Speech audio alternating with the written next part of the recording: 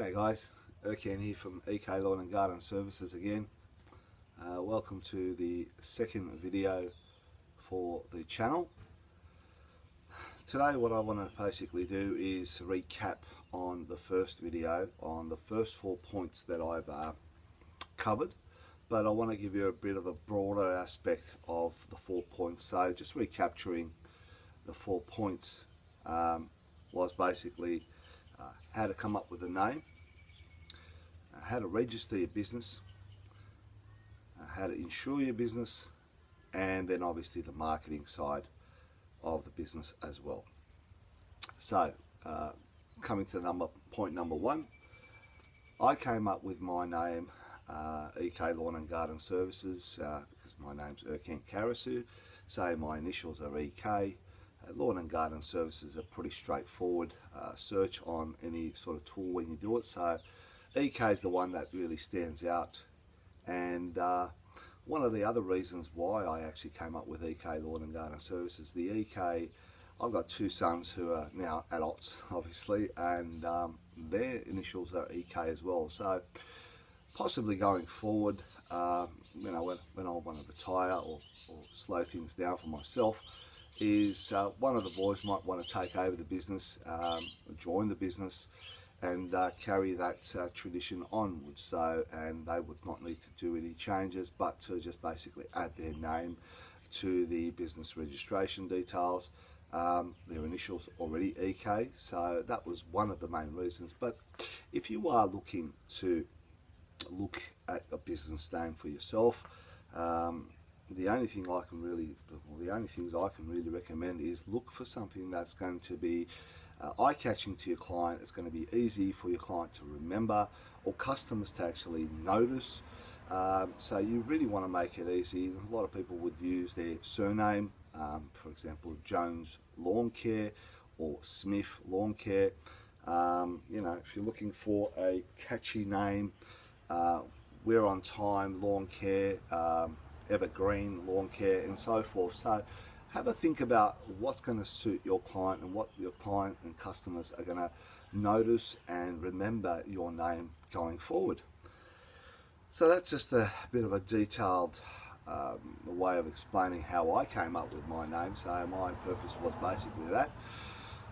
It related to me, it relates to the family, and so forth. So number 2, how to register your business. Basically, you can do a Google search through the Google tool, and you'll get many different types of ways to register your business name. Three simple ways that I can tell you is, if you do a Google search, you can actually see one of the first things that will come up is the ASIC registrar. So when you click onto that website, it'll actually take you to and provide you a link to register your business through the right channels. It's a pretty straightforward 5-minute process. You go through the basic steps and then just submit the process, and obviously you've got the options of registering your business for 1 year or 3 years. Now just be prepared, there's obviously a fee in registering your business. So you will need to basically make that payment online.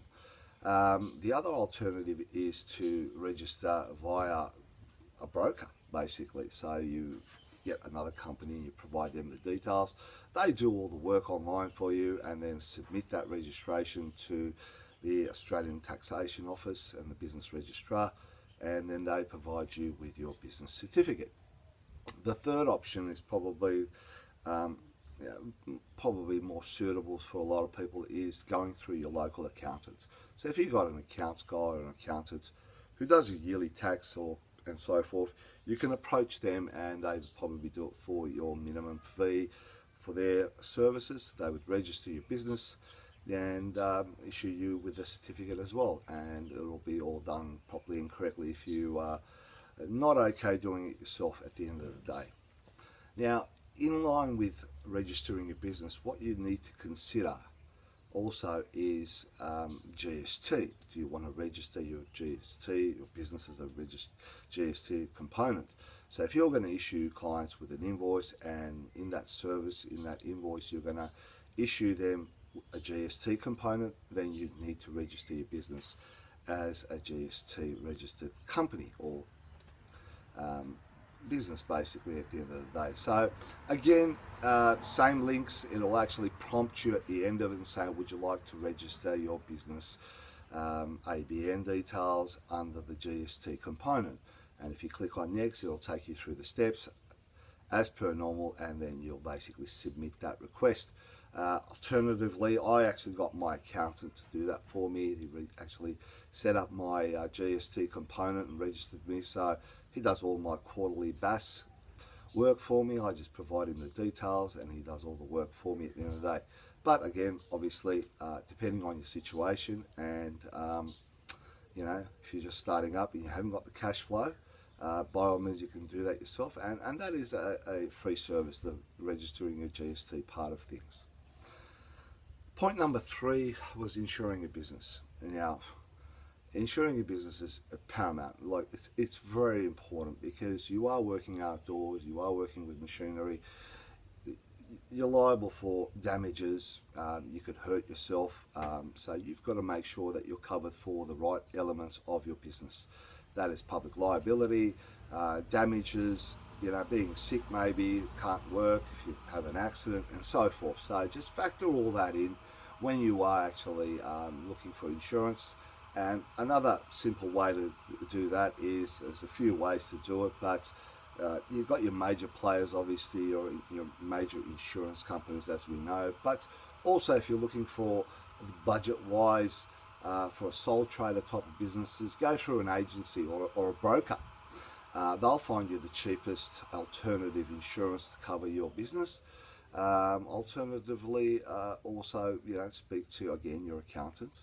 But there is some brokers out there who basically offer great public liability insurance at a really, really good economic rate. So look, I used a broker, basically, I'll be very honest, and it was more convenient, and monetary wise, obviously, it was much more in the savings area for me. So I initially started with that, and I'm actually still continuing with that broker that I utilised. They're quite good. I've had no issues in any claims that I've had to make. It's all been covered under the policy. So just make sure, as I said initially, factor in what you need and what you want to cover in your insurance. Okay guys, last but not least, and the most probably important thing, once you've done all your setup in insurance and registrations and so forth, and your taxes, look, getting your name out there. Getting your name out there as to say that, yeah, I'm in the lawn industry business, I'm in the garden business, and the best ways to start is, look, family and friends. Tell your friends, tell your family, tell your neighbourhood. You know, walk the doors if you like. Talk to your neighbours. You know, best commercial wise, getting a job is through referrals, through family and friends and neighbours. So let them know that you're out there and that you've started this business, and that you're looking for work and so forth, and offer them your services.